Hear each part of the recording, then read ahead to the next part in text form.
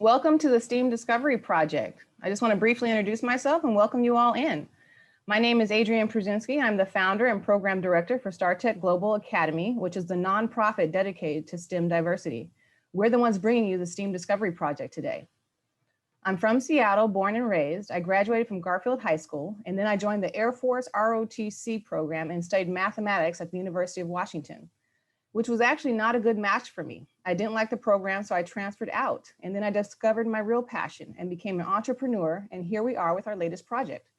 The STEAM Discovery Project is a series of free workshops for teens to discover STEAM education and career pathways, plus the resources to get you there, including careers, scholarships, tutoring, mentors, and more. You may be wondering, what exactly is STEAM? Well, STEAM stands for science, technology, engineering, art, and math. STEM with the addition of arts. Now, when we say arts here, we mean the ways in which technology and STEM are used in the arts. For example, this presentation was made with a digital design app. Part of what we hope you'll find interesting today is all the unique ways that STEAM is used in different types of careers. Before we dive in, I was going to cover some quick Zoom etiquette for those of you not familiar with Zoom.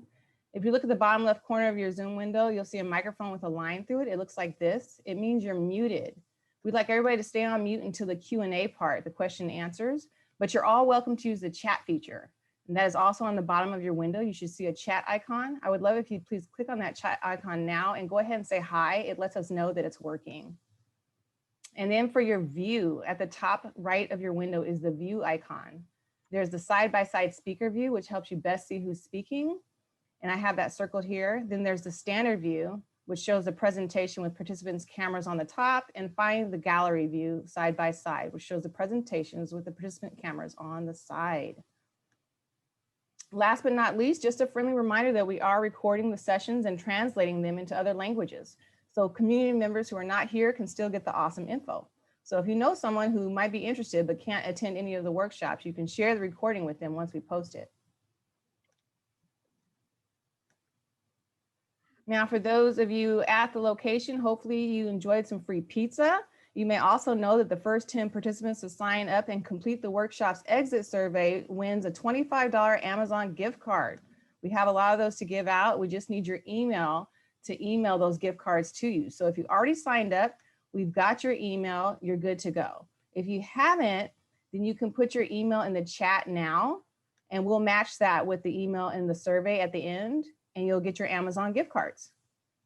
Now, if you don't win an Amazon gift card, no worries. There's a chance for giveaways in our Q&A, as well as swag packs at the location that we're giving away. Now on to our agenda for the day. We already covered intro and the Zoom etiquette. Our other topics are why STEAM with our workshop lead, STEAM stories with our special guest speakers, and a Q&A panel with our special guest panelists. And then we'll finish with a very brief exit survey, which helps us improve the workshops. It lets you get matched with a STEAM mentor, and it also helps us keep these workshops free with our grants. I'm going to go ahead and pass it off to Mila now, the workshop lead. Hi, can you hear me okay? Mm-hmm. Perfect. So, hi, my name is Marla Hightower. I am a pre-med biology student studying at Xavier University in my senior year. I am from Seattle, Washington, born and raised, mostly in the South Seattle area. I went to South Shore K through 8 for most of my pre-high school years, and then I transferred to Cleveland and graduated from there in 2016. I originally transferred to Cleveland for basketball, but Cleveland is a STEM school, which means that all of their students either have to do a life sciences track or an engineering and design track. And fortunately, I was placed in the life sciences track, and I fell in love with it. And it only took me about a semester or two to realize that that's what I wanted to do with my career.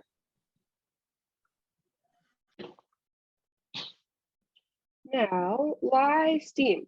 There are hundreds, if not thousands, of different STEAM careers, and we will explore some of those with you today. There are also many different pathways to a career in STEAM, and you can choose the one that fits you best.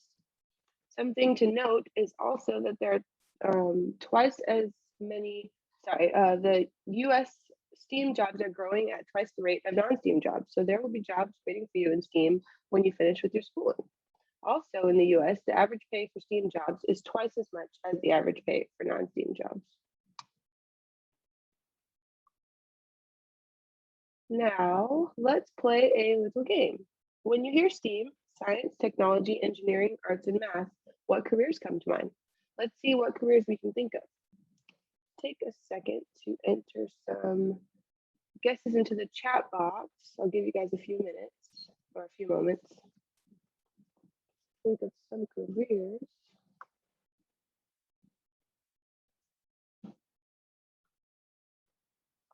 Engineer, it's a great guess.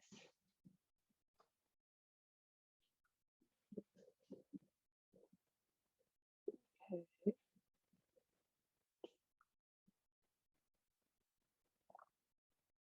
Good guesses. All right, STEAM. Oh, we got one more. Technology, yes. All righty, so good guesses. One thing to note is that STEAM is very diverse. It is not just scientists and engineers, it's so much more. On the images on the left, on the top image, you see a man and a woman in a biotech lab, very sciencey. The bottom image shows a man and a woman in a music studio using DJ mixing equipment. Both of these are STEAM careers. Now, like I said earlier, there are hundreds, if not thousands, of STEAM careers, and today we just wanted to highlight a range of careers to get your wheels turning on what's possible. Now, show you some careers. We have health and wellness in the science aspect of things, dentistry, nursing, pharmacy, and medicine. You could be a lab technician, counseling and psychology, or physical therapy and fitness. And then the life sciences track, you have the nature and life sciences, ecology and land stewardship, zoology, forestry, environmentalism, or becoming a veterinarian.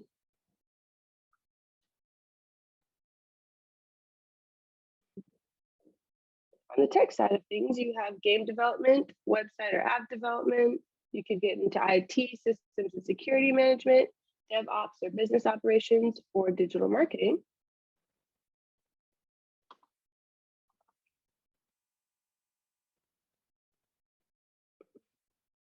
And on the technical, oh, here we go. In the media and art side of things, you have graphic designing, multimedia artists, digital animation, or multimedia creative director. On the technical side of arts, you can get into becoming a director of photography, videography, visual effects technician, or an audio engineer.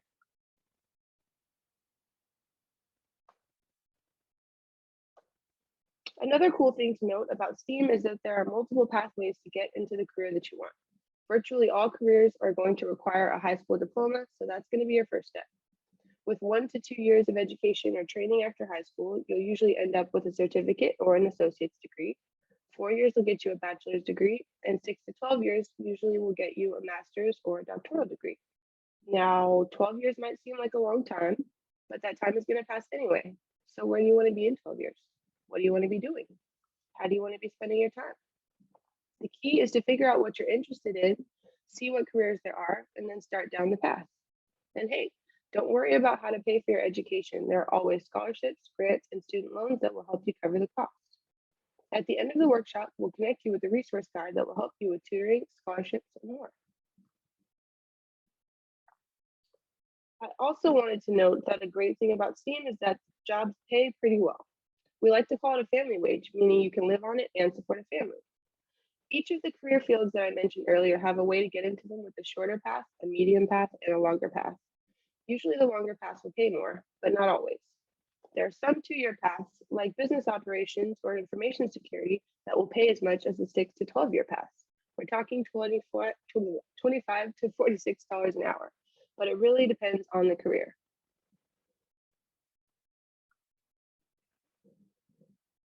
So some key takeaways for this workshop.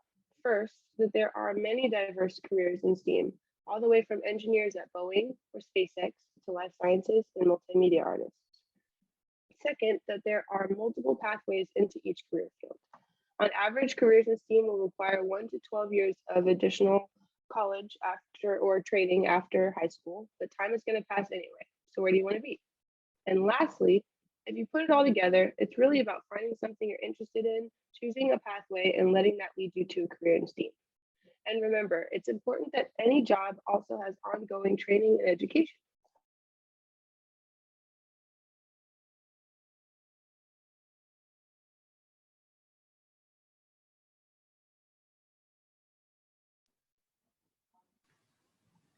I think she's frozen here. Yep. That's okay. We'll move on to our guest speakers and come back to talk about our resource page. Just one moment. Let me get the guest speakers set up.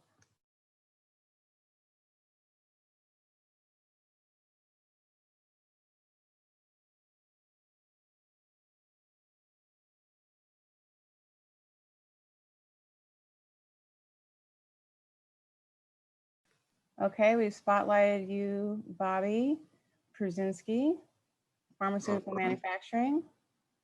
You can go ahead and start sharing your screen and be our first guest speaker. Thank you.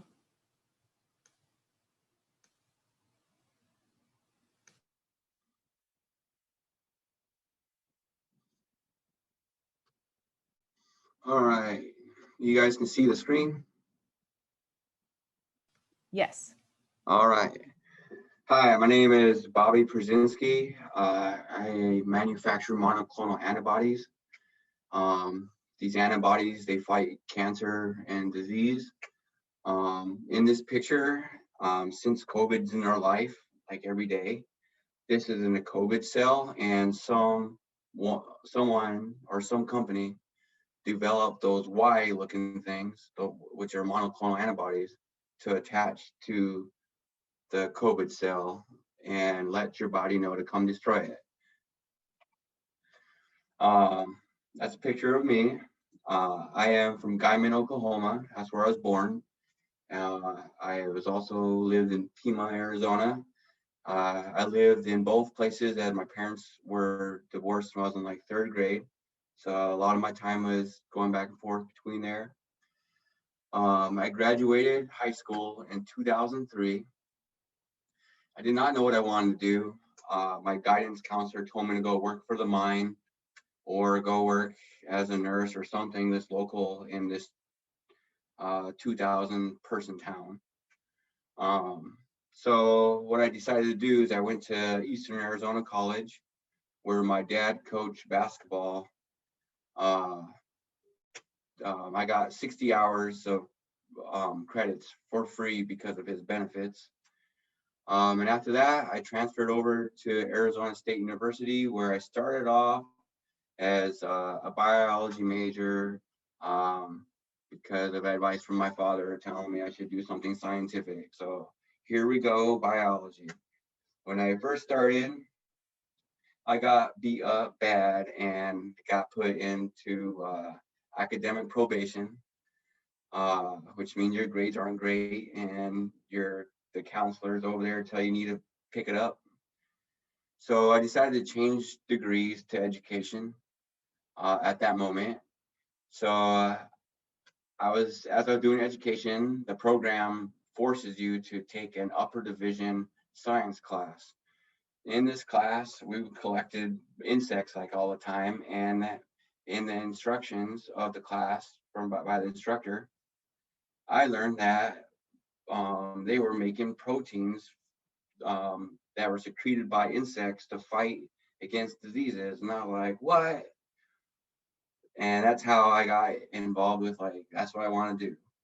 So I didn't graduate until 2011. I went to school for a really long time to get my bachelor's degree, and to pay for it, because it's pretty expensive, I did take federal student loans.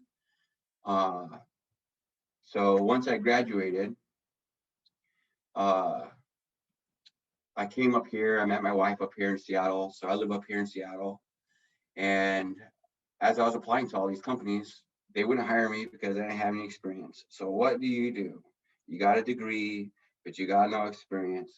So I went on Google and I looked up experience in biotechnology, and Shoreline popped up.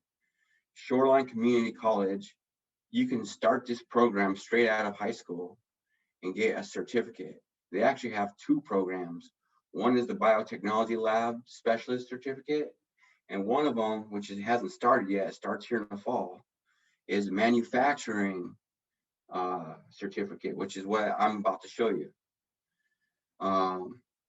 Yep, that's it. Next slide. Here we go. So I want you to look up on the top left corner of your screen. You'll see some flasks all the way to a single-use bioreactor. This is the process. These are the machines and process that we use to develop monoclonal antibodies to go into humans. Within manufacturing, there's many positions. There's cell culture, which is what I work in. There's downstream. There's quality control. There's facilities. There's quality assurance. There's manufacturing, science and technology, MSAT for short, and other groups that are not in this. And within the circles here, there's different machines that I use every single day to make sure that the cells are happy. And it's kind of like a nurse does to a patient, where they go take their blood, and like if they need a little bit of something, to give them something.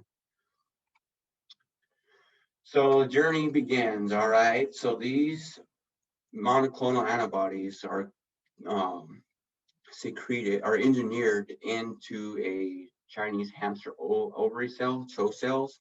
So these CHO cells, as they grow, they will secrete an antibody, and this antibody is what we want to collect later, okay?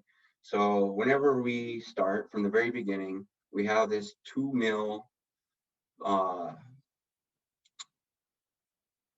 tube that's inside my hand. You see, it's really small. And we start off in this really small baby shaker here. And the cells are in there living. So over time, we do what's called as passaging. Passaging, you're taking that little bit of volume from that little baby shaker, and then you take it and you put it in a bigger shaker. And that shaker, you leave it in there for like 3 or 4 days, depending on the process, and you step it up to the point where you get up to 4 big flasks like this. And once you hit this mark, it is taken to a wave, which is over here on the right, picture on the right. It is, that's called a 22-liter wave. Inside there, you see that there's tubes and plastic bag inside there. Well, that's where the cells are going to go and live, and we're going to give them like oxygen and a liquid called media to live in for a few days. So that in that same picture, there's a little square there. That's called a stainless steel mixing tote. Inside of there is a media, which is some powders, and which is like sugar, glutamine, and some other stuff that we put in there that cells like. What we do is we filter into that bag of the wave, and the cells will they'll grow. So over here on the left, there's a picture of a Chinese hamster ovary cell splitting. Every 20 to 24 hours, depending on the robustness of the cell, they will divide. So if you have 1 million cells inside there, the next 24 hours later, you'll have 2 million, then 4 million. And that's about when we transfer it over to the 50-liter wave. So that next one next to it is the 50-liter wave, and we do the same thing. We put some media in there, and we transfer the cells on over. After it's been in there for like 3 or 4 days, and the cells have gotten to about 4 million cells per mil, we move them over to the 200-liter bioreactor, which is over to the right. You'll see 2 of them. I think you guys can see my arrow here, but I'm circling it. Inside there, things get a little bit more complex. We got to control the pH and the dissolved oxygen a little bit more tight for the cells. So typically, once we have this inside, the cells inside there, they're in there anywhere between 2 to 4 days, depending on the process. Then we put them into the 500, which is right behind it. Here is it's a little bit bigger. You can see there's a bag inside there. So once we're in there, we do the same thing as a 200 liter, but we may hook up a liquid called base, and that base helps us control the pH. If the pH goes too low, the base will pump it in and put the pH up to where we want to be at. And sometimes we might even give it some other liquid called feed, and it has special stuff in it for the cells to start producing the drug or the monoclonal antibody. Sorry if I call it drug. Every once in a while I call it drug, but it's actually a monoclonal antibody. So once we get to this point, the fun really begins.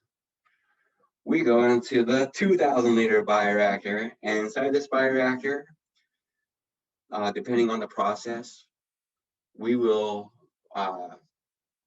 feed it with the feed media, which has some special liquid inside of it that other scientists put together for us to compound and put inside there once a day, a certain amount. If the sugar's too low, and we take a sample every day, check out the cells, make sure everything is okay. And if the sugar's low, we give us some sugar. They're just like us; they have to eat. Over to the right, after about 14 days, you'll see after 14 days, we'll do what's called this harvest, where we're going to go and collect the monoclonal antibody. And that's a picture of a monoclonal antibody. I'm not sure what it does. I just wanted to let you guys see what they look like. So after that, what we do is we go and take a lot of samples. On harvest day, we go in there and do what's called pre-harvest collection. And that's like a 3-liter bottle. And every single one of those, we have to pipette. It's a skill that you learn at Shoreline Community College. That's where I learned it anyways, amongst other skills. And these samples, what we do is we send them off to the quality control lab. And in there, they make sure that the monoclonal antibody is exactly what it is. It matches 100% to what the development team that developed this monoclonal antibody. Make sure it's safe for humans. And we also send it off to other labs to do further testing on it before we release it for human use. Now, once these samples are done, this is all in one day, what I'm about to show you, okay? We sample on day 14. These are the samples going to QC. And then this is called the train. So inside of here, you have filters, right? The two on the left, they're coarse filters. And those coarse filters, we really don't want to collect anything but the monoclonal antibody itself. So all that liquid goes through these filters, and these filters capture the debris like the cells themselves or any kind of debris that the cells produce, and they let the monoclonal antibody go through to the harvest tank. Inside that tank is where there's some debris, but not too much. And you're probably wondering, how come you're going to a 3,000 liter harvest tank when you just came out of a 2,000 liter tank? There's only 2,000 liters. And I would say you're right, because we only put 2,000 liters in there. But to make sure that we collect every single last monoclonal antibody that we can, because this is like gold, we flush it through with a buffer. So that's why we need that little extra room. We usually do about 500 to 1,000 liters of buffer. So this is all in one day. This is like about a 15, 16-hour day, all right? So once our team cell culture is done, we pass it down to our compadres down in purification, also known as downstream. What they do, I'm not really sure what they do, but I kind of have an understanding. Over here to the left is a column, and in there monoclonal antibody attaches in there, and they're able to clean everything off the debris.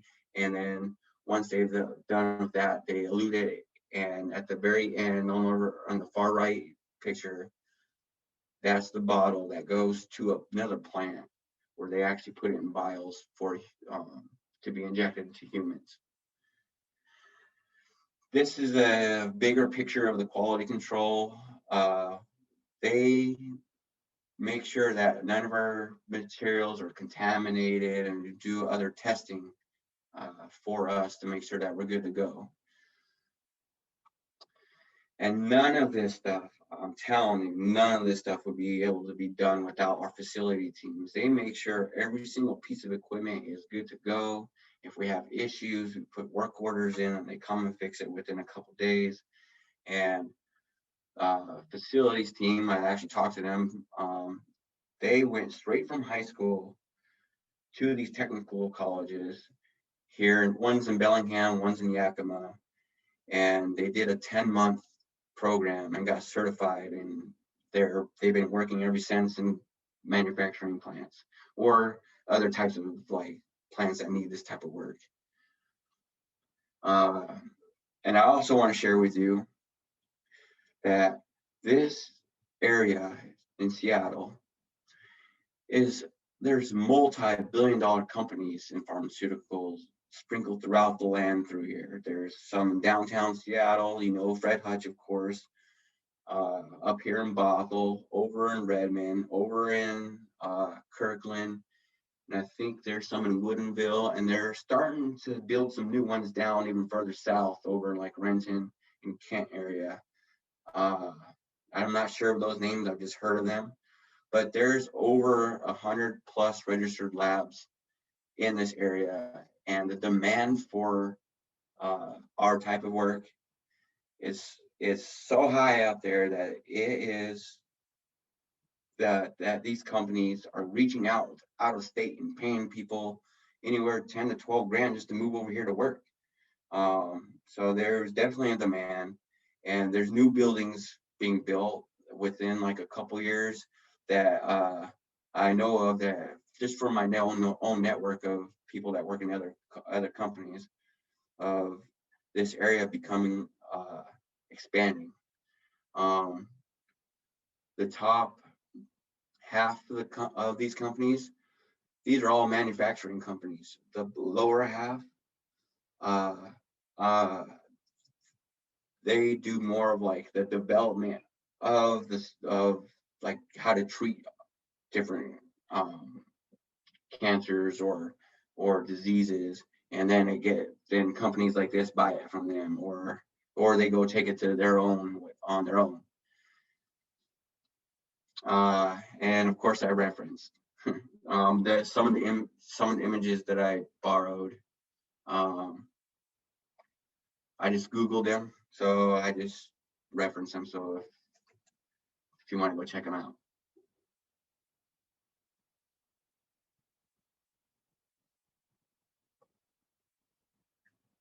That's it.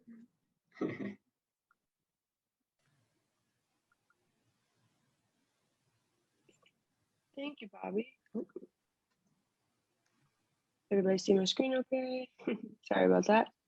All righty, next up we have Dr. Nicole St. Clair, who is a board certified OBGYN medical director in population health.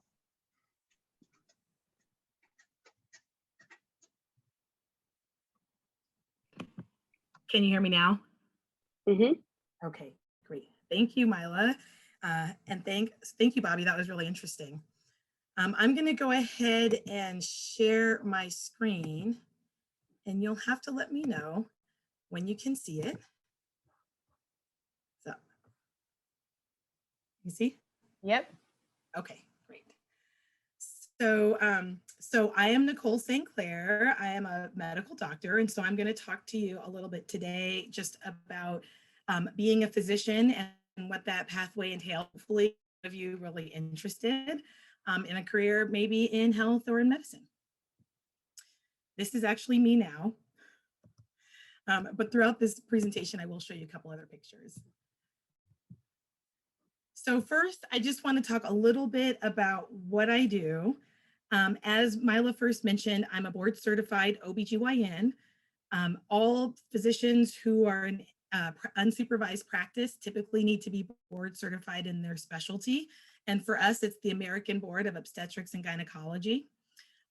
Then there's also another organization called ACOG, the American College of Obstetrics, Obstetricians and Gynecologists. So I'm a member of that too. They call it being a fellow. And that's why there are those extra initials, FACOG, after my name. I know I always would see those when I would go to doctor's offices, and I never really knew what that meant. So I thought I'd mention that. ACOG is an interest organization that lobbies to states and to the government for women's health issues. So in a regular day, you know, as an OBGYN at least, there's a lot of variety in what we do. Um, I'm not currently practicing in clinical practice right now. I'm actually working as a medical director, which I'll get to in a minute. But on the clinical side, an obstetrician does some basic stuff that you all know. We deliver babies, we provide prenatal care, postpartum care after the delivery. Obstetricians also will manage a complicated or a high-risk pregnancy. And that may be a woman who has some other health conditions, maybe like high blood pressure or diabetes before she became pregnant, or that develops during the pregnancy. So some of those conditions may make it such that a midwife or a family doctor may not be the best person to continue caring for your pregnancy, and you might see an OB. Separate from kind of babies and pregnancy care, we also provide cancer screenings, health and wellness visits.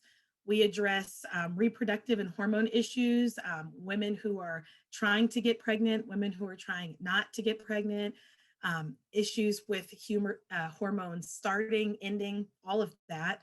But one really cool thing I think that people don't realize is, at least within OBGYN as well, we have a really active surgical side where we treat either medically or surgically any issues that come up for a woman with her pelvic organs, basically. So all of that's on the left. That's what I did in my career until about 5 years ago, when I made a change into being a full-time administrative physician working for Cigna, which is a health services and health insurance company. As a medical director, some of the things that I did back when I was still in clinical practice as a medical director at Group Health, now Kaiser, and then also at Cigna, are kind of, you know, businessy things, as you can imagine. We talk about policies and protocols. We kind of oversee the staff. We talk about what health benefits should look like, what things should be included, what things are really important, what type of doctors should be in your healthcare network. We review quality to make sure that the doctors in your healthcare network are doing what they're supposed to be doing. And then we also look at the greater population and identify interventions to try to improve the health. And so that's what I'm doing primarily right now, is taking certain groups of employees as a whole and looking at them and figuring out how I can make them all healthier. Also, as a medical director, depending on your specialty, you may be asked to still provide subject matter information, which they call SME, subject matter expertise. So kind of a variety of different things. When did I first start getting interested? Would have been about 1994. Similar to some other folks here, I was born and raised in Seattle. I went to Madrona, Washington, and Garfield, and graduated from Garfield in '96. So back in '94, at the end of the year, this picture's from Purple and White Day. We're celebrating the end of the year. We're getting ready for the summer. And one of the things that you're starting to think about are like the PSAT. You know, back then we didn't have the internet, so you had to go get a PSAT book and just study it. And then that kind of gets you thinking, you know, well, what am I going to do? What do I want my career to be? You know, I know I want to go to college, but then what? So I started to become a bit interested in medicine. That same school year, I had taken a biology class with a teacher who really did a great job making it interesting in a way that it hadn't been before. And it really started me to thinking, you know, looking at careers, there's certain criteria that you want. And I tried to show some images of that here. The lock really is representing security. I really wanted job security. I didn't want to spend a lot of time and years studying only to come out of school and have no job. I really wanted something that was intellectually interesting, that challenged me, but in a way that I enjoyed being challenged, something that I actually liked thinking about. The people in the bottom right, represent society and people in general. And I really wanted something that helped people and contributed to society in a positive way. And then last, with the money signs there, I really just wanted something that had reliable and consistent income that I knew could support a family. So the more I continued to think about it, all of these things really fit in with a career in medicine. So then I needed to kind of figure out, okay, so then how do you become a doctor? And from everything you hear about it, it seems like it may be kind of hard, and maybe it's not for everyone. So what can I do to increase my likelihood of success? So first, I started investigating, well, what are the technical things that it takes to become a physician? And I have this up here, and I would want to mention right up front, it takes a while, but just like Mila said, that time is passing anyways. So where do you want to be at the end of that time? It's not like you're really putting your life on hold while you're in school. You're still living and going along. So, I decided to not really get intimidated by looking at all of it in total and just taking it in chunks. My first focus was just getting through college. So undergraduate, as we heard before, is going to be at least 4 years, or around about 4 years. I went to USC, and I was really lucky that I was able to get an academic scholarship. I have to say there's a ton of scholarships out there, but people do not tell you about them. You have to go find them. So if you know that there is a school you're interested in, you should look at that school. You should look at scholarships, search for people like you, whatever that is, where you're from, your ethnicity, your everything about you. There are so many scholarships that go unfilled. So definitely take a look. After college, then there's medical school, which is also 4 years. I was really lucky, I felt, to be able to go to the University of Washington Med School. I'm going to talk about that a little bit later. Part of it was luck, and part of it was a little bit of focus, because I was definitely stalking the University of Washington the entire 4 years that I was at USC. So there was definitely intention. After medical school, you graduate, you have a medical degree, but you won't be licensed to practice in any state until you've had some residency training, at least 1 year to get a state medical license. And to become board certified in any specialty, the quickest residencies are 3 years. Among the longer ones are 5 to 7. And then there are certain specialties that may be some time after that as fellowship. But the nice thing about residency is at least it's actually a job. So you do feel very different than a student. So you are kind of moving along. I did my residency in Portland at Oregon Health and Science University. And then I did a 1-year pelvic surgery fellowship at Virginia Mason, also here in Seattle.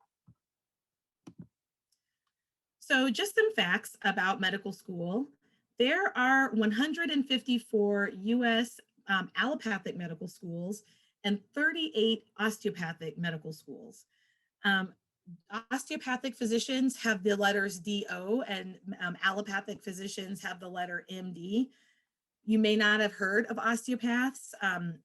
Osteopathic medicine has been around for a while, but it's really gaining in popularity over the last few decades. And currently about 25% of medical students are in DO schools. I have this chart here on the right just to kind of let you know what the differences are. At baseline, you're going to learn all the same fundamental things that you need to be able to get your license and practice. With either pathway, you can go into any specialty. However, osteopathic doctors are usually more commonly found in primary care because they tend to focus more on preventive medicine as opposed to treating more complex disease. So their goal is to really try to help you stay healthy to begin with. And also they incorporate some additional body movement and what we call musculoskeletal techniques. So this is worth noting because we actually have a pretty new DO school here in Washington. And it's a big deal because the more medical schools we can have in Washington, the better all of us in Washington, the better chance we all have of going to medical school, because it is a little tricky to get into sometimes. In our state, we have 3 schools. We have the University of Washington. We have Washington State University Medical School, which is also new within the last 10 years.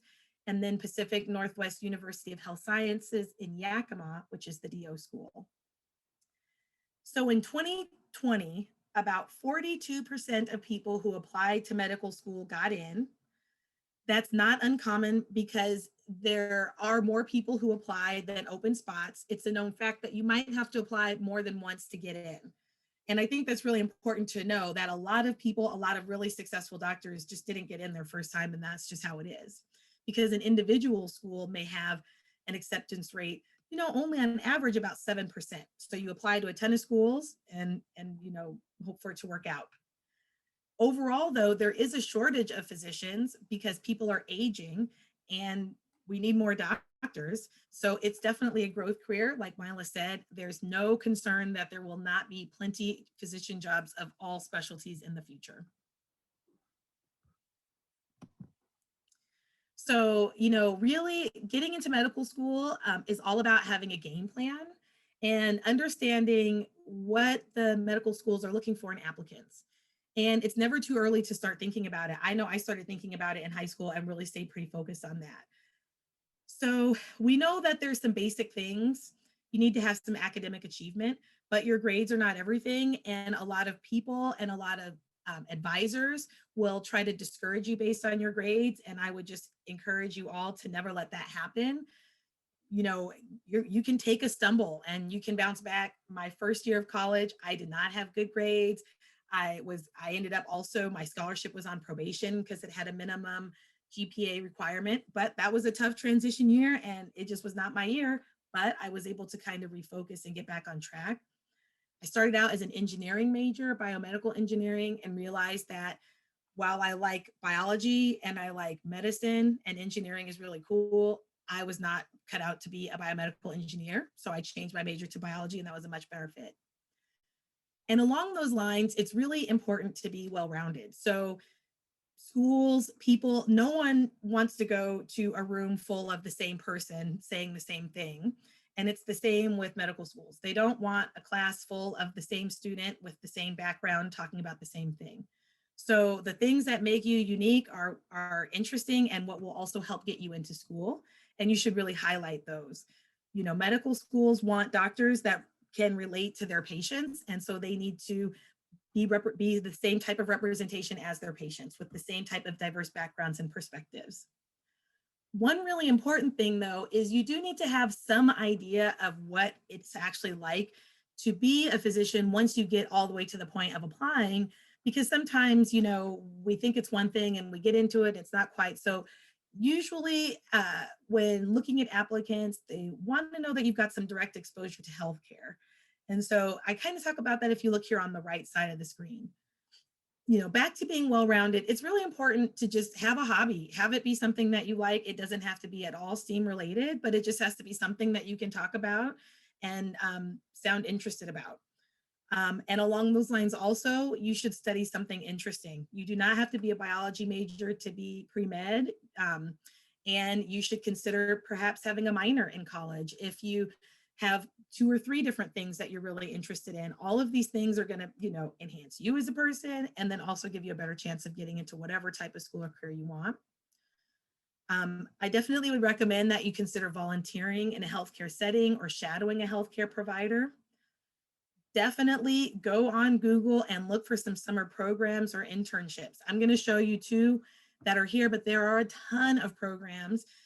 And they change every year. There's always new things coming up. So just get your Google on and find something.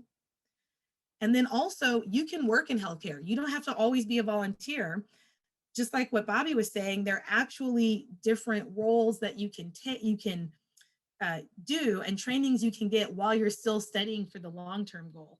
So one of the things that I did is I became a phlebotomist. That's a person who draws blood. A phlebotomist can work in a hospital, they can work in a lab, they can work in a blood bank, they can go around to mobile blood donating events, they can work in a paternity testing, DNA, lab, all kinds of places. So you can get flexible hours. And usually you can become certified to be a phlebotomist in as short as 4 weeks in an intensive course, or maybe as long as 2 quarters, but it typically is not that long. And there are 5 places that I listed here around town where you can get that training for, very reasonable cost and kind of fit it around your school schedule. So I did it over the summer at Highline Community College. It was a 6-week program where every Saturday we had like 6 hours. It was actually a really easy, great class. I loved it. And it pays really well. So definitely look into that.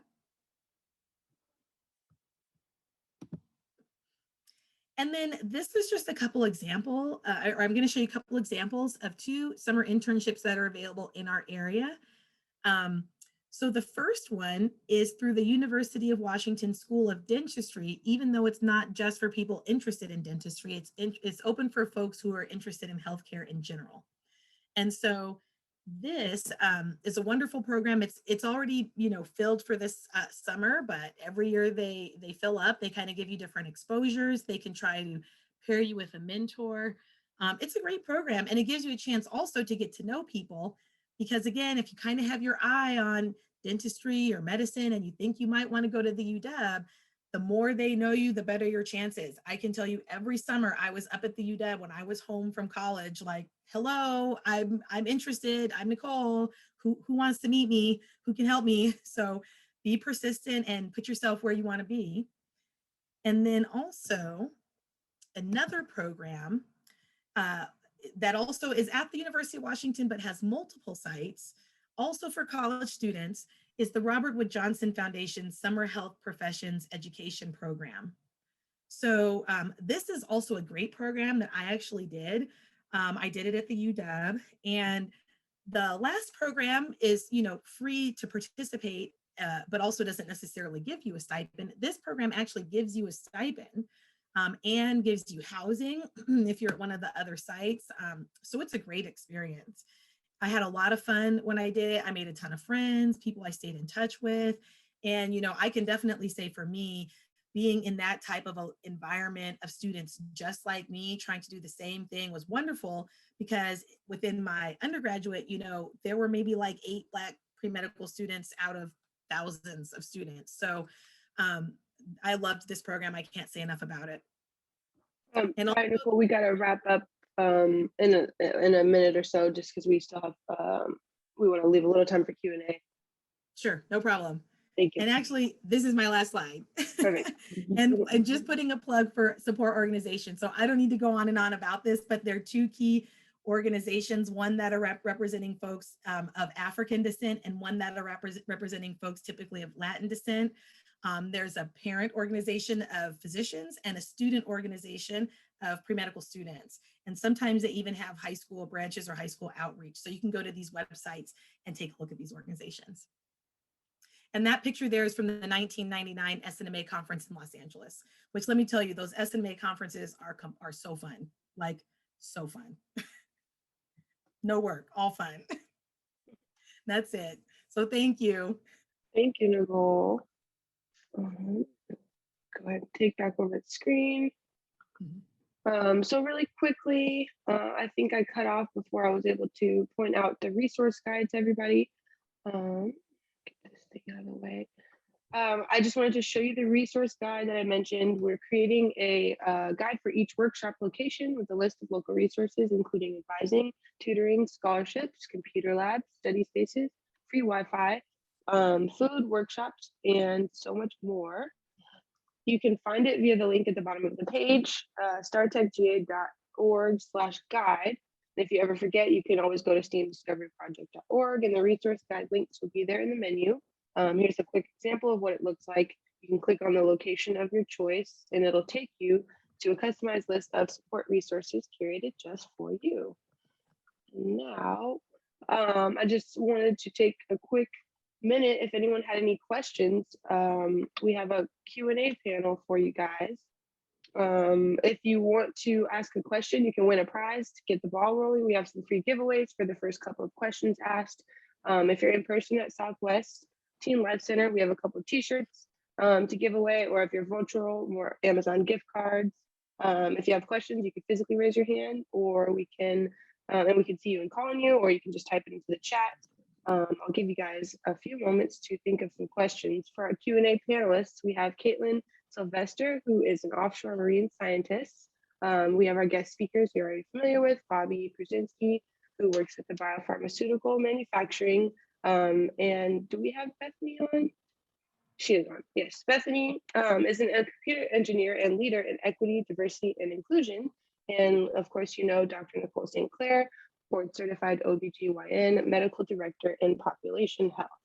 So I'll give you guys some time to think of some questions. Looks like, oh, we already have a question. Malachi wanted to know, how old do you have to be in the programs that I assume Nicole was talking about? So the two programs that I showed on there were for college students, just anywhere in college, I believe. The Robert Wood Johnson one may be for the summer for sophomores and juniors, but I'm not sure. But the program at the University of Washington School of Dentistry, I believe, is open to students also in high school, but I would need to double check that. This summer, they're only doing it virtually because of COVID. And so I would just need to double check. Yeah, my research program this summer is also virtual. I don't know how that's going to work, but I'll figure it out. Oh yeah, to win the Amazon gift card for a question, enter your question and your email address, please. But I would say if you're looking for a program, check Google and just look for programs for students like you, because there really are a ton. I just pulled a couple, but there are so many. Chat, thanks, Malachi. Good question. Caitlin, I would love to know if you still have to get ongoing training for the work that you do. Yes, we do. We take training through our company, and then for some of the scuba diving work that I do, we have to get trained annually for some of the health and safety requirements. Interesting. Let's see. Bobby, you always answer this question so well. What do you wish that you knew in high school? How do I phrase that? What do you know now that you wish you would have known when you graduated high school? I wish I would have had a program like this, really, because coming from a small town where my nearest neighbor was a cotton field away, like no internet, you know, like I didn't know I didn't know what was out there. So something like this would be really bad. I wish this was around, and then like just to get my mind thinking around what's out there. Good to know. Maybe one more question before we move on to our exit survey. Bethany, we didn't get to hear much from you today. I was wondering what advice you would give a student that's interested in your career pathway. My advice, hello everyone. I'm a computer engineer by training, and now I'm in the equity, diversity, and inclusion space, which exists basically in all big and medium-sized corporations, regardless of what industry they're in. There's a lot of new science that says if your company is not diverse and inclusive, then over time you will fail as a company. Sorry, I've got kids in the background. So both those jobs, my advice for getting into it, it was really about what you pick in college. So then in high school, a lot of you are in really great schools with STEM programs. Explore. If there's a web design class or a programming class and you think it might be fun, take it, because that will show you. Your very first class would show you if you're gonna like you take just one web design class, you will know if you like it or not. One programming class, you will know if you like it or not. I took just one and I loved it. And so if your high school offers it, take it. If there's some fun online, like Google has like an online school that they offer discounts and it can be free for high schoolers. There's programs like that. Take it and see what you think. And then other than that, then just learn the math. Whether you like it or not, you won't have to use a crazy amount of it, but you do have to learn a lot of math to do it. So work hard on your math if you actually take those classes and you like it, and just see where it takes you. And for the equity and diversity space, that's kind of like social studies. So then when you're in college, I recommend taking a couple sociology classes. And I also use a lot of project management. And that's, again, something you do in college, but project management is a type of thing you can get a certification for. So you can be out of high school and go get a project management professional certification. And then the people who work for me, that is their job description, project manager. So that's my answer. Thanks for asking. Thank you for answering. Excellent. Answer. We got one more message. Where are some of these places? Jara wanted to know, can you specify your question, Jara? And I think this will be our last question. Not sure what you mean by where are some of these places? Which places did you mean? Okay, hello. Hi. I mean like some of the programs. That Nicole was talking about, or Bethany? The The last medical, speaker? like the Yeah, everything I deal with is there's a lot of online programs. And so then it's back to the Google machine. Their Mesa has a bridge program every summer, and it's like meant to expose you to these careers.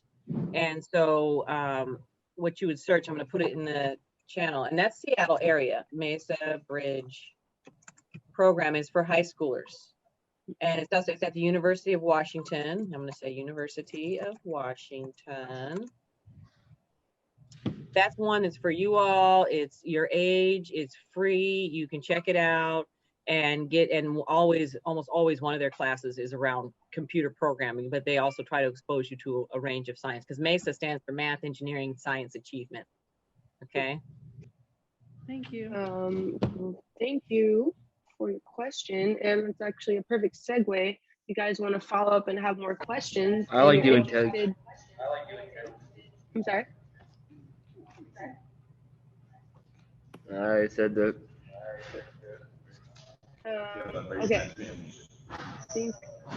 Oh, that echo is two people being unmuted, but dialed into the same meeting in the same room. Oh yeah, it's they got it on the big screen. Mhm. So just really quick, if you guys have more questions and you want to follow up more with any of the guest speakers, and you're interested in having a mentor, let us know in the exit survey we're about to do, and we'll have your mentor reach out to you via email. So, Bethany, Adria, if you could put the link in the chat box. We promised you guys the Amazon gift cards after completing the workshop. So to get the $25 and also get matched with mentors, please use the link that we'll post in the chat box now. The survey only takes, a few minutes. It's very quick. Make sure to enter the link in all lowercase in your web browser. And once you see the confirmation on the survey screen, then you're done. You can go ahead and exit the meeting. And don't forget to check out steamdiscoveryproject.org for more workshops every Wednesday through June 16th. The survey link is posted there as well, and also our online resource guide. Thank you guys so much for coming. Thank you for your excellent questions, and hopefully we'll see you next time.